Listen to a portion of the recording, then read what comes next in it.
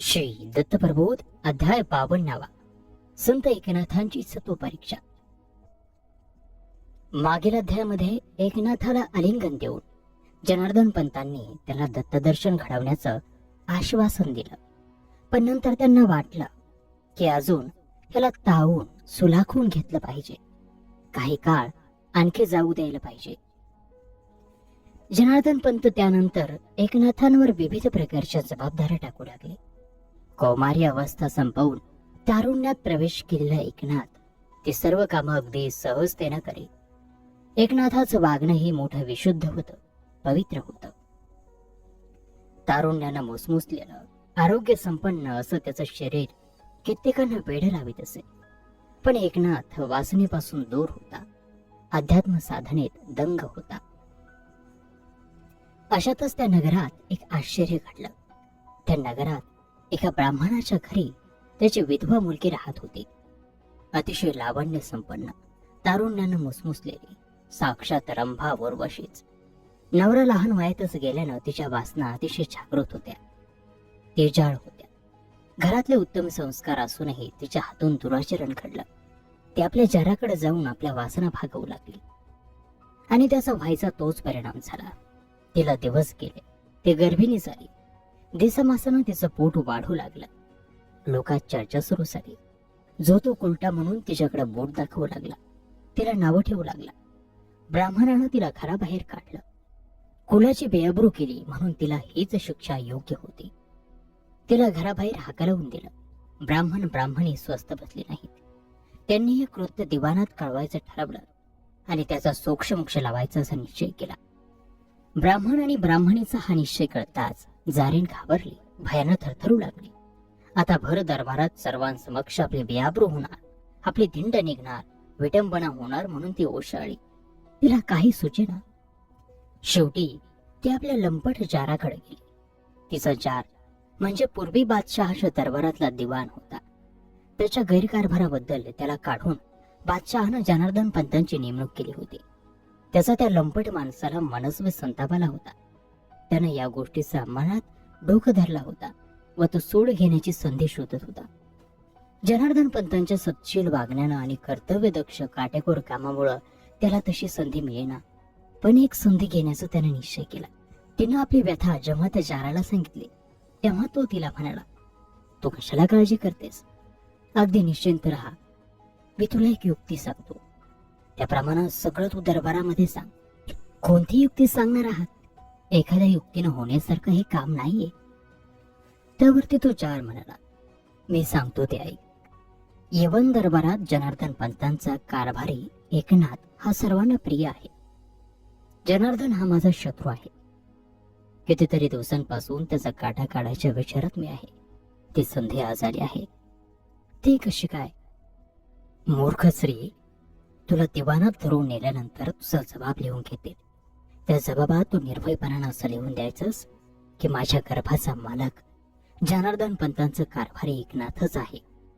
त्यावरती ती म्हणाली, त्याच्यासारख्या सज्जन आणि पापभेरू माणसाला यात कशासाठी गुंतवायचं? त्यावरती तो म्हणाला, तुझ्या आणि माझ्या हितासाठी. एकनाथाचं नाव ऐकताच तुला सोडून देतील. तुझी विटंबना होणार नाही, पण जनार्दन पंतांचे नाचक्य होईल. त्यांच्या तोंडाला काळोखी वाचली जाईल. हेच मला हवं आहे. पुढची सगळी तुझी सोय मी करेन, पण मी सांगितलं तसं जबाब तू दिवाणात लिहून दिला पाहिजेस.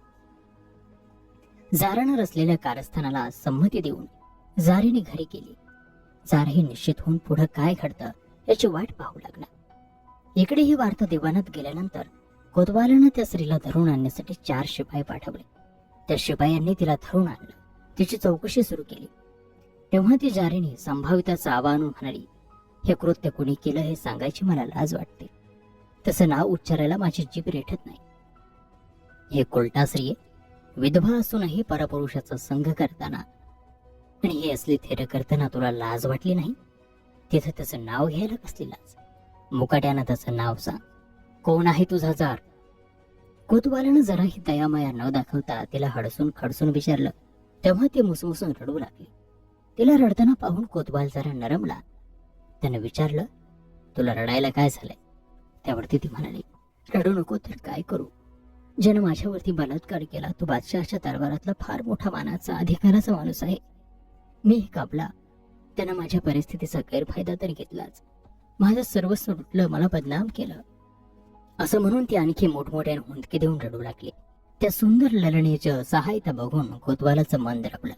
त्यानं तिला समजावलं, तिला धीर दिला, न्याय मिळवून देण्याचं आश्वासन दिलं आणि तिच्या त्या उच्च पदस्थ जाराचं नाव पुन्हा विचारलं. तो खरं खरं सांगितलंस तर तुला पूर्ण अभय देईन असं म्हटलं. तिला अभय मिळालं असल्यानं त्यानं बेमुरबत खोरपणानं सांगितलं की आपल्या दरबारात जे दिवाण जनार्दन पंत आहेत त्यांचे कारभारी ऐकण्यात त्यानं माझ्यावरती बलात्कार केला. तिच्याच्या शब्दांवर कोतवालाचा विश्वास बसेना. तो थक्कच झाला. तेव्हा त्या जारेने आपल्या पोटावरती हात ठेवून गर्भाची शपथ घेऊन सांगितलं, विश्वास ठेवा माझ्यावरती. निष्पाप गर्भाची शपथ घेऊन मी सांगते ते सत्य आहे. तिनं शपथ घेतल्यानंतर कोतवालाचा त्याच्यावर विश्वास बसला. त्यानं तिला सोडून दिलं. कोतवालाला स्वस्त बसवेना.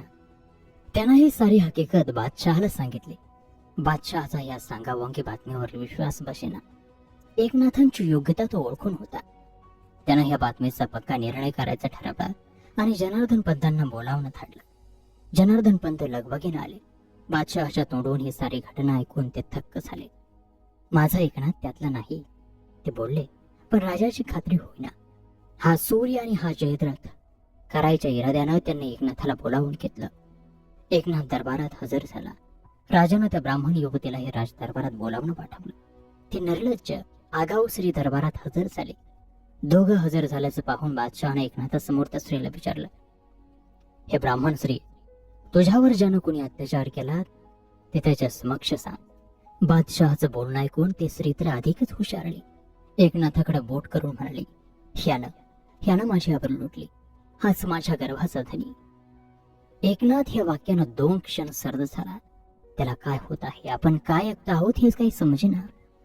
स्वतःला सावरत तो त्या स्त्रीला म्हणाला, माते, तुझं काहीतरी गैरसमज होतो आहे.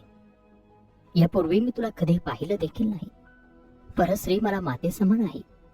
मग तिला स्पर्श करणं तर दूरच. तुला फसवणारा पापी माऊली दुसरा कोणीतरी असेल, मी नाही.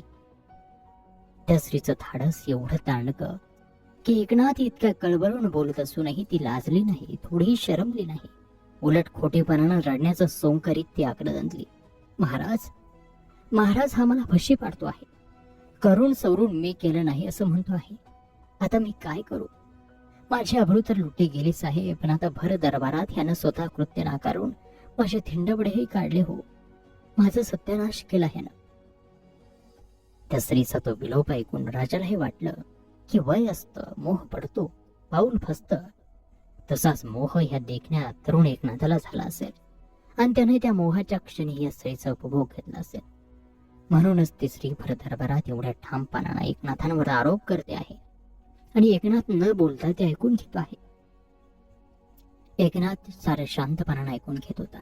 दरबारातले सारे आपापसात कुजबुजत होते.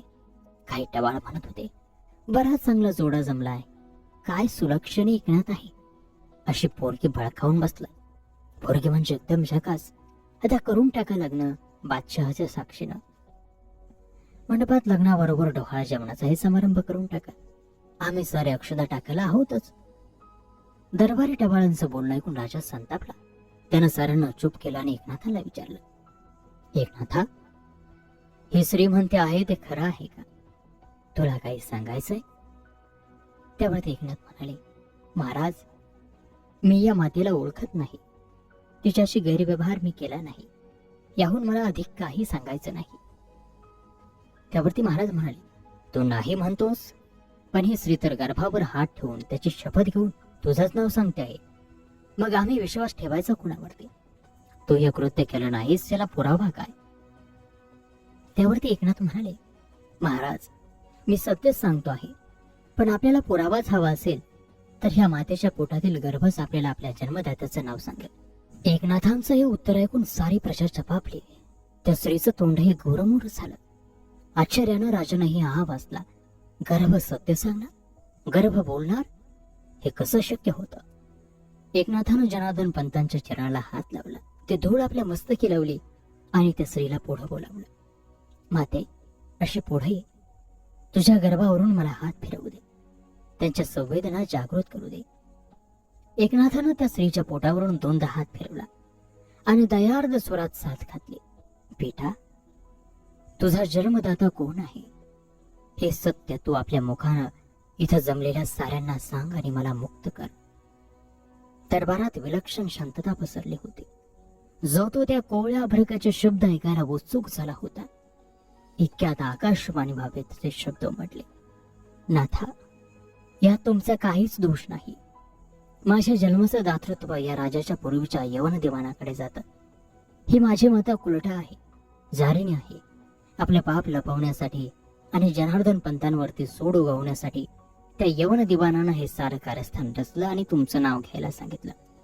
मातेनं तुम्हाला बदनाम करण्यासाठी तुमचं नाव घेतलं, पण तुम्ही मुक्त आहात, निर्दोष आहात. शर्मेनं त्या स्त्रीचा चेहरा काळा ठिक्कर पडला होता. तिची नजर वर उचलली जात नव्हती. इतका वेळ बेशरमपणे बडबडणारी निर्लज्ज जीभ टाळूला चिकटली होती. जनार्दन पंथांना अतीव आनंद झाला. साऱ्या जमलेल्या लोकांनी एकनाथांचा जय जयकार केला, त्या कोलटेचा धिक्कार केला. बादशहानं त्या यवन दिवाणाला कैद करून आणला आणि त्या दोघांची गाढवावरून धिंड काढून त्यांना शासन दिलं. एकनाथांवरचं किटाळ दूर झालं. अशा प्रकारे दिवस जात होते. जनार्दन पंतांनी सगळी जबाबदारी एकनाथांवर सोपवली होती. दिवाण म्हणून सर्व हिशेब ठिशेब एकनाथ पाहत होते. एक दिवस जनार्दन पंतांनी एकनाथांजवळ सगळा हिशोब पाहायला मागितला. एकनाथानं खरडा खातावणी काढून झडती घेतली, जमेचा आकार मांडला, खर्चाचा मेळ काढला, त्यातून बाकी किती उरते ते पाहिलं, टाळा गोळा केला आणि टाळा करताना त्यांच्या लक्षात आलं की एका आकड्याची कुठंतरी गफलत होते आहे. टाळा बरोबर येत नाही, बेरीज चुकते आहे. एकनाथ विलक्षण अस्वस्थ झाला. काय करावं त्याला सुचेना. कुठं चुकत आहे हे समजेना. एकनाथाला जेवण खाणं काही सुचेना. जनार्दन पंतांची सारी सेवा पार पाडून रात्री त्यांना झोप लागेपर्यंत त्यांचे पाय चोरून एकनाथ मध्यरात्री पुन्हा हिशेब लिहायला बसला. तन मन अर्पून तो सारा हिशेब डोळ्यात तेल घालून करत होता. चूक होऊ नये याची खबरदारी घेत होता. जनार्दन पंतांना अचानक जाग आले. दिवा पाहून ते उठले. त्यांनी बघितलं एकनाथ हिशेब करत होता. त्याला कसलंच भान नव्हतं. रात्रीचे प्रहर उलटत होते, पण एकनाथ आपला जागाच होता. अंथरुणावर जनार्दन पंत सुद्धा जागे होते. इतक्यात त्यांनी एकनाथानं अतिशय आनंदानं वाजवलेल्या टाळ्या आणि त्याचं दिलखुलास हास्य ऐकलं. एकनाथानं चूक सापडली होती. एका आकड्याची चूक सापडून टाळा बरोबर जमला होता, अचूक निघाला होता आणि म्हणून न राहावून एकनाथ अत्यानंदानं ओरडला होता, सापडला रे सापडला. एकनाथ, काय सापडलं? गुरुजी, एका आकड्याची चूक होत होती, तो सापडला. हत्तीच्या, अरे श्रीहरी सापडल्याच्या थाटात तो ओरडला, सापडला रे सापडला. त्या आकड्यासाठी का तू इतका एकाग्रचित्त करून हिशेब करत बसला होतास? नाथा, हीच एकाग्रता समरसता त्या श्रीहरीच्या दर्शनासाठी लावलीस तर तुझ्या आयुष्याचं सार्थक होईल. त्यावरती नाथ म्हणाले, गुरुजी, माझी हीच इच्छा आहे. आपणच मला अनुग्रह देऊन तारा, माझ्या भवदुःखांचं हरण करा. असं म्हणून एकनाथानं दौतलेखनी सद्गुरूंच्या पायी ठेवली आणि हिशेब सादर केला. हा नरदेह सालमजकूर पाहतो. कर्म म्हणजे पूर्व गुदस्थ, अक्षर प्रेम म्हणजे प्रेमपत्र असं धरून आपल्याला मी हा झाडा देतो. हा झाडा म्हणजे नरदेहाचा झाडा, अज्ञानाची वाक्य उदंड आहे. म्हणून मी आपल्याला शरण आलो आहे. खुदखत हे सोह अक्षरे आहे, ते मी माझ्या शिरी धारण केले आहे. मी आपल्या पायाशी आलो आहे, मला उद्धारून न्या. एकनाथाला आपल्या हृदयाशी धरून जनार्दन पंताने त्याला रामनामाचा तारक मंत्र दिला. त्या मंत्राने एकनाथ मनात स्वस्थ झाले. आपले नित्य नैमित्तिका आवरून जपजाप्य करू लागला. एक दिवस जनार्दन पंत त्याला म्हणाले, तुला आता अवधूत दर्शन घडवतो. आपण वनविहारासाठी जाऊ. वाटेत काहीही झालं तरी तू माझी कास सोडायची नाहीस. मी ज्यांच्याशी जसं वागेन, जसं बोलेन तसंच तू बोलायचंस. घाबरून पळून जायचं नाही. मी तुझं कधीही अहित करणार नाही. जनार्दन पंतांच्या बोलण्याला संमती देऊन एकनाथ त्यांच्या बरोबर निघाला. चालता चालता त्याने कितीतरी पर्वत ओलांडले, जंगलं पार केली. चालून चालून एकनाथ दामला होता, पण गुरुची पाठ त्यानं सोडली नव्हती. एवढ्यात त्यांना समोरून रेड्यावर बसलेला एक अकराळ विक्राळ येते त्यांना दिसला. तो दिसायला अत्यंत हिडीस क्रूर दिसत होता. रेड्यावर पाठीमागं त्याची वृद्ध आई बसलेली होती. एकनाथाला त्याला पाहून थडके भरले. तो यती त्यांच्याच दिशेने येत होता. जनार्दन पंत मात्र जराही न थांबता आपला मार्ग आक्रमत होते. नाईलाजाने एकनाथालाही मागोमाग जाणं भाग होतं. एवढ्यात तो यती रेड्यावरून खाली उतरला. आपल्या कर्कश स्वरात तो ओरडून आपल्या मातेला म्हणाला, "थिरडे, मला अतिशय भूक लागली आहे. काय असेल ते रांधून खाल. चल आढाप लवकर." म्हातारीनं 3 दगड मांडले, जाळ पेटवला, हंडा ठेवला. रेड्यावर जी पथारी होती त्यात कोंबड्यांची टोपली होती. त्या टोपलीतल्या कोंबड्या त्याने काढल्या, त्यांच्या मुंड्या मरगळून त्या हंड्यात टाकल्या. कबूतरही माना मोडून टाकली, पण हंडा काही भरेना. तेव्हा बरोबर असलेली कुत्री, मांजर त्याने त्या हंड्यामध्ये टाकली, तरीही हंडा आपला तळालाच. ते पाहून त्या क्रूर यतीला अत्यंत संताप आला. त्यानं आपल्या हातातल्या फरशीनं रेड्याचे 4 तुकडे केले आणि तापलेल्या हंड्यात टाकले. खाली चुलीतला जाळ रसरसून पेटला होता. म्हातारीनं आत हंड्यात डोकावलं. ती निराश झाली. हंडा तरीही रिकामाच होता. तिनं आपल्या मुलाकडे यतीकडे पाहिलं. यती क्रुद्ध झाला होता. तो संतापाने म्हातारीच्या अंगावर धावला आणि त्याने म्हातारीची खांडोळी करून हंड्यात टाकले. हंडा पूर्ण भरला. हंड्यातलं बडम रटारटा शिजू लागलं. हे सारं भयंकर दृश्य एकनाथ तेजून पाहत होता. त्याचं रक्त गोठलं होतं. शिसारी आली होती. केव्हा इथून पळून जातो असं त्याला झालं होतं, पण एवढ्यावर भागणार नव्हतं. रटारटा शिजलेला मांस त्या यतीनं आधाशासारखं आपल्या थाळीत वाढून घेतलं आणि इकडे तिकडे बघितलं. जनार्दन पंत आणि एकनाथ त्याच्या दृष्टीस पडले. त्याला अतिशय आनंद झाला. त्यानं हर्षानं त्या दोघांना हाक मारली, "आओ भवन, खाणं खाव." आणि त्यांच्या संमतीची वाट न बघता त्यांच्या थाळ्या त्यानं तयार केल्या. एकनाथांच्या अंगावर सरसरून काटा आला. त्याचं पाऊल पुढे उचलेला. जनार्दन पंत मात्र त्या यवन यतीनं बोलावताच अत्याआदरानं पुढे गेले आणि त्याच्याच थाळीत खायला बसले. भाऊ भाऊ असल्यासारखे दोघं बुडके मारून जीव लागले. एकनाथाला मात्र हे सहन झालं नाही. तो शक्य तितक्या वेगानं दूर पळू लागला. जनार्दन पंतांनी त्याला खूप हाका मारल्या, पण त्यांच्या एकाही हाकेला ओ न देता एकनाथ तिथून पळून गेला आणि खूप लांब जाऊन बसला. थोड्या वेळानं जनार्दन पंतांनी त्याला गाठलं आणि ते म्हणाले, "मी सांगितलं ते तू विसरलास. मी हाका मारत असूनही तो दूर गेलास. चिंतामणी फेकून दिलास. अरे साक्षात दिगंबराचा प्रसाद लाथाडलास. तरी मी तुला बजावत होतो." त्यावरती नाथ म्हणाले, "सद्गुरू राया, जे झालं ते सारं अनर्थकारक होतं. मला त्याचं काहीच अर्थबोध झाला नाही. आपण मला त्याचा अर्थ सांगा." त्यावरती ते म्हणाले, "अरे नाथा, तो यती म्हणजे अवधूत, त्याची वृद्ध माता म्हणजे माया. या मायेनंच हा सारा खेळ खेळला जातो. रज, तम, सत्व हे 3 गुण म्हणजे 3 दगड. हंडी म्हणजे जगाची साठवण, अग्नी म्हणजे तेज, लोभामोहाचं इंधन, मुर्ग्या म्हणजे प्रकृती, पाखरं म्हणजे विकार, भेदाभेद म्हणजे कुत्र आणि मांजर, रेडा म्हणजे अहंकार. असं जे सारं ते सगळं एक दिवस विरून जातं. जे जे दृश्यमान आहे ते लोप पावतं. उरतं ते फक्त परब्रह्म चैतन्य, परब्रह्म परेश. तोच तो जगतगुरु अवधूत. तो अवधूत साक्षात तुझ्या दारी आलेला असताना नाथ तू त्याला डावललास, पळून गेलास." जनार्दन पंतांच्या या बोलण्यानं एकनाथाला उपरतीस आले.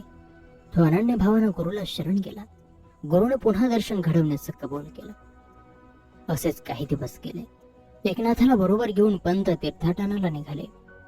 जाता जाता वाटेत एका घनघोर जंगलामध्ये घोड्यावरून एक तेजस्वी पठाण येताना दोघांना दिसला. त्याला पाहून एकनाथ बाजूला गेला, पण जनार्दन पंतांनी मात्र त्या पठाणाचे पाय धरले. साक्षात लोटांगण घातलं आणि मागच्याच प्रसंगाची पुनरावृत्ती होऊन तो पठाण आणि पंत एकत्र जेवायला बसले. पठाणानं एकनाथाला जेवायला बोलावलं, पण नाथानं ते नाकारलं. नशीब करंट असलं की दारात कल्पवृक्ष असूनही तो कळत नाही. त्याला कळून घेण्याची इच्छा होत नाही. तशीच अवस्था एकनाथाची झाली. आणि अशा प्रकारे दत्तप्रबोध ग्रंथातील हा 52वा अध्याय या ठिकाणी समाप्त होत आहे. तेव्हा ही कथा पाहायला विसरू नका. पुढील 53वा अध्यायात